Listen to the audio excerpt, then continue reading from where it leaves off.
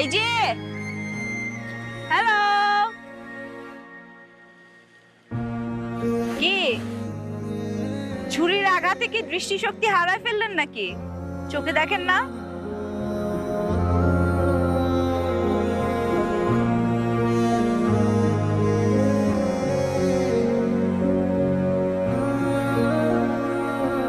তুমি এখানে কি করো? আসছিলাম একটা কাজে একজনের কাছে, কিন্তু যার কাছে আসছি তার মনে হয় টাইমিং সেন্স একটু খারাপ। কি ব্যাপার, ছুরির আঘাতে চোখের সাথে সাথে কি বলা শক্তিও হারায় ফেলছেন নাকি? কথা বলতে ভুলে গেছেন? হুম, সংসার কেমন চলে? হাজবেন্ড খুব ভালো, তাই না? আমি বিয়েটা করি নাই।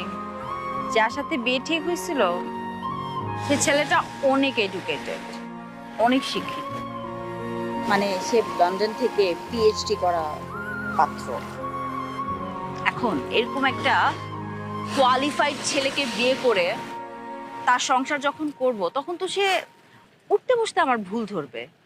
মানে সে তো বাইরে থেকে আসছে, পটর পটর ইংলিশ বলবে, আমার তার জন্য ইংলিশ শিখতে হবে নতুন করে, আমি যেহেতু বাংলা মিডিয়াম।